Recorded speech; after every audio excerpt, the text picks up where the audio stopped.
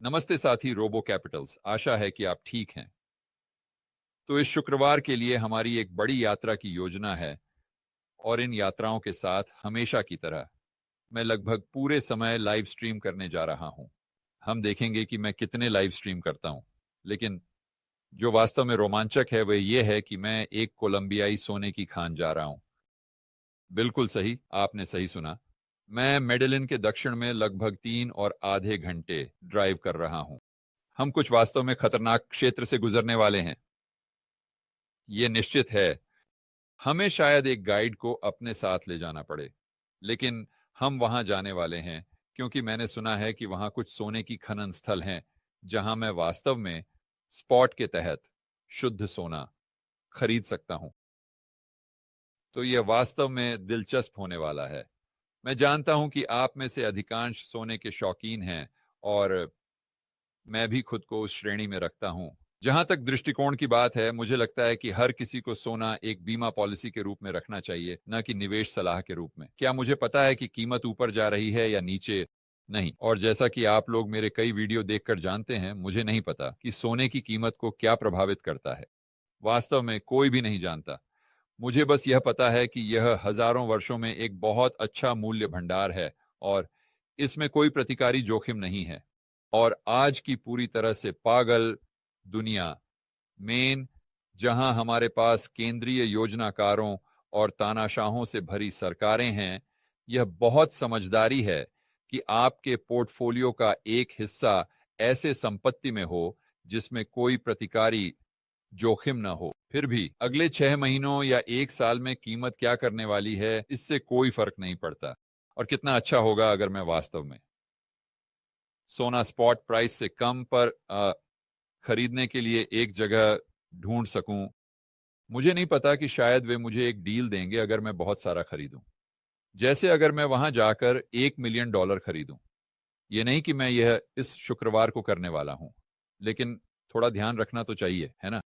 लेकिन अगर मैं इसे कम कीमत पर ढूंढने में सक्षम होता, आप जानते हैं, अगर मैं वहां जाकर थोक में खरीदता तो यह सोने की खदान का एक कॉस्टको संस्करण होता। मैं नहीं कर सकता।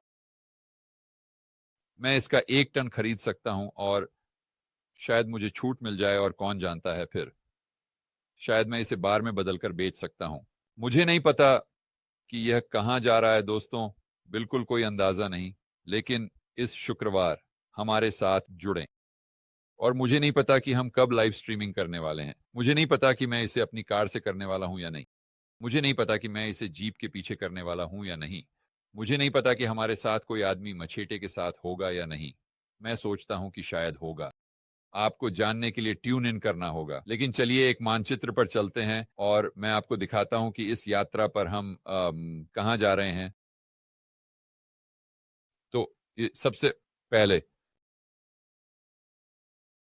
यह मेडलिन है और हम दक्षिण की ओर जा रहे हैं।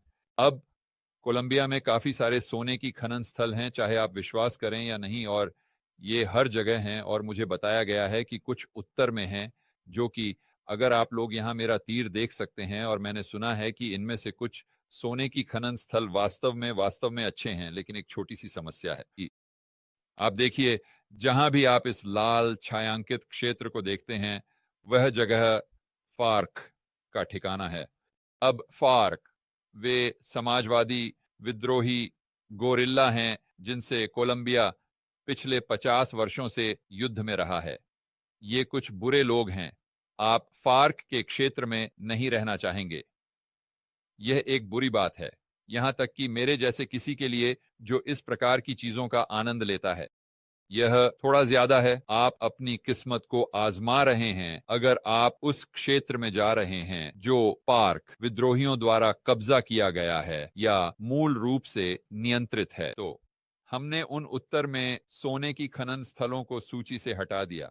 अब हम दक्षिण की ओर जा रहे हैं। अब सौभाग्य से यहां फिर से मेडेलिन है। हम सीधे दक्षिण की ओर जाएंगे। हमें इस हरे क्षेत्र में से कुछ को नेविगेट करना होगा जो एजीसी गोल्फ क्लान द्वारा नियंत्रित है। मुझे नहीं पता था कि एजीसी गोल्फ क्लान वास्तव में क्या है। इसलिए मुझे इसे यहाँ देखना पड़ा और आप देख सकते हैं कि वे मेडेलिन के आसपास हैं, इसलिए यह जंगल में शायद 20, 40, 50 मील बाहर जाने पर होगा। लेकिन चलिए देखते हैं कि एजीसी गोल्फ क्लान क्या है, क्योंकि हमें निश्चित रूप से कुछ हरे रंग के क्षेत्रों से गुजरना होगा। तो गोल्फ क्लान एजीसी कोलंबिया के पैरामिलिट्री आंदोलन की राख से उभरा और एक प्रमुख लेकिन विभाजित आपराधिक शक्ति बन गया। ठीक है, वे कुछ अच्छे लोग लगते हैं, हथकड़ियों को छोड़कर। गैटानिस्टास, जिन्हें गोल्फ क्लान के नाम से भी जाना जाता है, रेबिनोस हैं, और गैटानिस्टा कोलंबिया की आत्मरक्षा बल उभरते हैं। ठीक है, हाँ, हमें यह मिल गया। वे मुख्य रूप से अंतर्राष्ट्रीय मादक पदार्थों की तस्करी में शामिल हैं। समूह उन क्षेत्रों पर नियंत्रण रखता है जहां यह कोका को नियंत्रित या निर्देशित करता है, जिसका उपयोग वे कोकीन बनाने के लिए करते हैं। पेस्ट उत्पादन, बाजार और तस्करी मार्गों के यान, शिपमेंट की सुरक्षा। एक बार जब कोका पेस्ट कोकीन प्रसंस्करण प्रयोगशालाओं तक पहुंच जाता है तो एजीसी अंतिम उत्पाद को तटीय और सीमा क्षेत्रों में भेजने से पहले भी स्टोर कर सकता है। ठीक है, तो गोल्फ क्लान के बारे में थोड़ा सा पृष्ठभूमि। मुझे लगता है कि यह जानना अच्छा है अगर हम इनमें से कुछ सज्जनों से मिलते हैं, और मानचित्र पर वापस जाते हुए हम इसके सीधे नीचे जाने की कोशिश करेंगे जहां सफेद क्षेत्र है। लेकिन जैसा कि आप देख सकते हैं, हम एजीसी देश के थोड़ा सा हिस्सा से गुजरने वाले हैं। तो आप जानते हैं, मैं इसके बारे में ज्यादा चिंतित नहीं हूं, लेकिन अधिकांश पर्यटकों के लिए आप देख सकते हैं कि आपने कोलंबियाई सोने की खदान से लाइव स्ट्रीमिंग करते हुए बहुत सारे यूट्यूब वीडियो क्यों नहीं देखे। ठीक है, ठीक है, तो अब चलिए असली शहर पर चलते हैं। मुझे लगता है कि यह काफी दिलचस्प है। हम एक जगह पर जाने वाले हैं जिसे मारमाटो कहा जाता है, और यहाँ कुछ त्वरित तथ्य हैं। ये विकिपीडिया से है। मारमाटो एक शहर और नगर पालिका है जो कोलंबिया के कालडास विभाग में स्थित है, जिसकी स्थापना 1514 में हुई थी। हे भगवान, वहाँ कुछ रहस्य है। मारमाटो की जनसंख्या 10,000 लोग हैं। यह गोलार्ध के ऐतिहासिक सोने की खनन क्षेत्रों में से एक है। अब मैंने अली से कुछ संपर्क बनाने के लिए कहा है। हम वहां बिना अंधे होकर नहीं जा रहे हैं। हम वहां कुछ विशेष लोगों से मिलने जा रहे हैं जो इस बात से अवगत हैं कि हम एक असली सोने की खदान पर जाना चाहते हैं, उसे देखना चाहते हैं, और फिर शायद हम मालिकों से बात कर सकें। मुझे नहीं पता कि यह कैसे काम करता है, और फिर देखेंगे कि क्या यह सच है कि हम स्पॉट मूल्य के तहत कुछ सोना प्राप्त कर सकते हैं। तो चलो जूम इन करते हैं।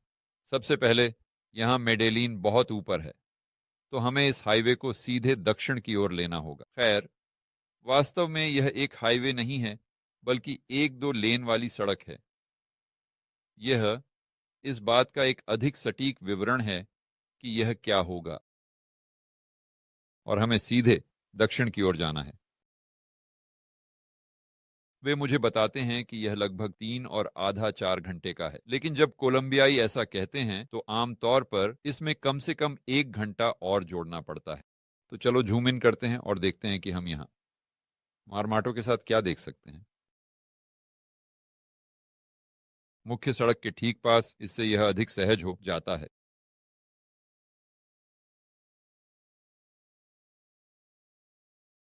और अगर हम बहुत जूम इन करें तो शायद हम, हाँ, एरिस माइनिंग यहाँ है। ओह, यहाँ बहुत सारी खनन चीजें हैं। ये सभी सोने की खदानें नहीं हैं, लेकिन हाँ, ये काफी अच्छा होना चाहिए। और हम, जब हम सोने की खदान पर जाएंगे और वहां कुछ संबंध बनाएंगे, या शायद हम कई खदानों पर जा सकते हैं। लेकिन ऐसा लगता है कि यहाँ सोने के व्यापार के चारों ओर एक पूरी उद्योग है जहां हम शायद कुछ अलग दुकानों पर जा सकते हैं। व्यवसाय कुछ लोगों से मिलते हैं, और कम से कम हम ये जान सकते हैं कि ये कैसे काम करता है। एरिस खनन, चलो इसे देखते हैं। ठीक है, ये सोने की खदान की तरह नहीं लगती, लेकिन चलो देखते हैं कि क्या हम थोड़ा और झूम कर सकते हैं। शायद ये है।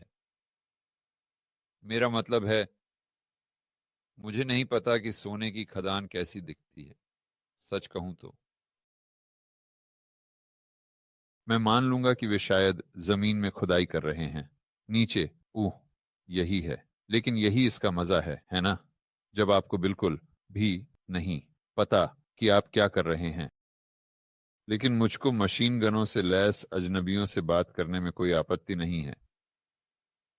काफी खतरनाक लगते हैं। और बस बेवकूफी भरे सवाल पूछना। उनके पास यहाँ एक क्लब है। मुझे नहीं पता कि क्या हो रहा है। मुझे लगता है कि शायद मारमोटो के माध्यम से एक नदी बह रही है। ओह, यहाँ एक और खनन संचालन है। चलो उस पर झूम करते हैं। ऐसा लगता है कि यह एरिस का हिस्सा है। हाँ, ऐसा लगता है कि ये सभी बारिश के समय नदी के धोने जैसे हैं, या ऐसा कुछ।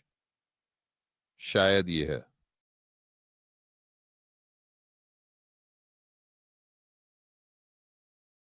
ओह, यहाँ एक और खदान है।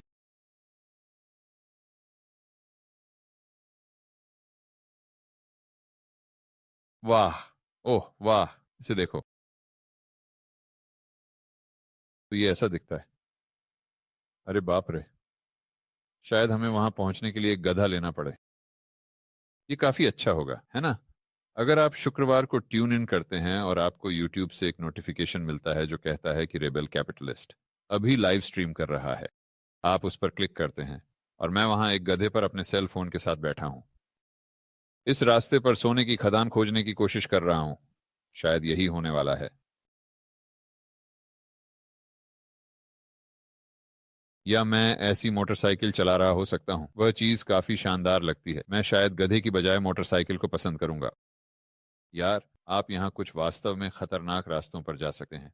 या मुझे नहीं पता, मैं इसे सड़क कहूंगा। यह अधिकतर एक रास्ता है।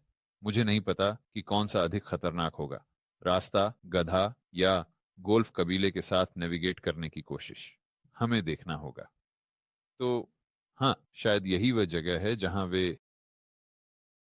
मुझे नहीं पता कि यह कैसे काम करता है। अगर यही वह जगह है जहां वे सोने की तलाश करते हैं, या हाँ, यह निश्चित रूप से एक सीखने का अनुभव होने वाला है।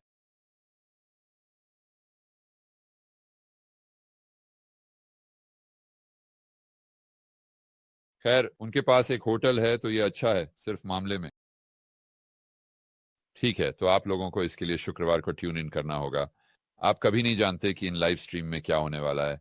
पिछली बार जब हमने यह किया, जोश और मैं अर्जेंटीना में थे, केवल सोना, चांदी और बिटकॉइन का उपयोग करके पूरे देश में जाने की कोशिश कर रहे थे।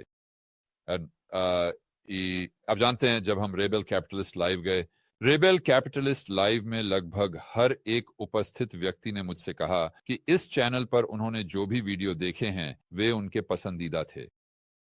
और अगर आप लोगों ने उन वीडियो को नहीं देखा है तो मैं इसकी सिफारिश करता हूं। कुछ बार जब जोश और मैं कुछ सोने के व्यापारियों द्वारा पीछा किए गए जो हमारे कैमरे को नष्ट करना चाहते थे, और आप जानते हैं, यह एक रोलर कोस्टर की सवारी है। यह एक साहसिक कार्य है। यह निश्चित है। और मैं उम्मीद करता हूं कि शुक्रवार का यह साहसिक कार्य भी उतना ही शानदार, उतना ही मजेदार और शायद और भी खतरनाक होगा, मुझे लगता है। लेकिन जोखिम इनाम के लायक है ना? क्योंकि अगर मैं एक ऐसा स्थान ढूंढ सकता हूं जहां मैं स्पॉट से नीचे शुद्ध सोना खरीद सकूं, तो क्यों नहीं जुआ खेलें। और मैं आपको इस यात्रा में अपने साथ ले चलूंगा, तो इसके लिए जुड़े रहें। क्या आप नकद लाने वाले हैं? मुझे संदेह है कि वे आपका क्रेडिट कार्ड स्वीकार करेंगे। वे आपका क्रेडिट कार्ड स्वीकार करने वाले नहीं हैं। हाँ, तो क्या आप बस नकद के 2 बैग लेकर सोना खरीदने आएंगे? खैर, मैं इसके बारे में सोच भी नहीं पाया। आपसे ईमानदारी से कहूं, मैं शायद लगभग $500 या कुछ ऐसा ही ले जाऊंगा। बस कुछ रखने के लिए। लेकिन मुझे जो करना होगा वह यह है कि मुझे देखना होगा कि मैं किस में जा रहा हूं, देखना होगा कि सोना कहां से निकाला जा रहा है, फिर उस व्यक्ति से बात करनी होगी जो इस ऑपरेशन को चलाता है, उम्मीद है, और फिर मुझे कुछ खरीदना होगा और फिर देखना होगा कि यह शुद्ध है या नहीं। मुझे इसे परीक्षण करने में सक्षम होना होगा। तो हम रिक से बात कर सकते हैं, हमारे दोस्त जो सोने के गहने बनाते हैं, इसके बारे में, और फिर अगर मैं वहां वास्तव में एक कनेक्शन बनाने में सक्षम हो जाता हूं जहां मैं इसका एक बड़ा हिस्सा प्राप्त कर सकूं, तो हाँ, मैं 50,000, 100,000 और कुछ ऐसा खरीदूंगा और देखूंगा कि हम इसके साथ क्या कर सकते हैं। शायद मैं इसे सोने की बार में बदल सकूं, या शायद आप जानते हैं कि वे क्या कर सकते हैं, जोश। शायद वे उस पर एक रिबेल कैपिटलिस्ट स्टैंप लगा सकते हैं जैसे हमारा लोगो, और मैं 10 ऑन्स सोने की बार बना सकता हूं जिसमें रिबेल कैपिटलिस्ट का लोगो हो, और फिर मैं इसे बेच सकता हूं। मुझे लगता है कि हम यह आसानी से कर सकते हैं। अगर मैं इसे स्पॉट प्राइस से कम में प्राप्त कर सकूं, तो मैं इसे रिबेल कैपिटलिस्ट प्रो सदस्यों या यहां तक कि दर्शकों को बेच सकता हूं। कौन जानता है, मैं इसे रिबेल कैपिटलिस्ट प्रो समुदाय को बेच सकता हूं। शायद मैं इसे स्पॉट प्राइस पर ही बेच दूं ताकि उन्हें कोई मार्कअप न देना पड़े। और फिर आप जानते हैं, बस फिर मैं स्पॉट और जहां से मैं इसे एफआरसी रेबेल गोल्ड माइन में खरीद सकता हूं के बीच का अंतर अपने पास रख लूंगा। वहां शायद उनके पास 2 छोटे स्टेशन होंगे, एक जहां वे सोने के लिए छानने और पैनिंग करने जैसे काम कर रहे होंगे, और फिर उसके ठीक बगल में शायद कोई लड़की होगी जो कोका पौधों को ले रही होगी और उन्हें कोकीन में बदल रही होगी।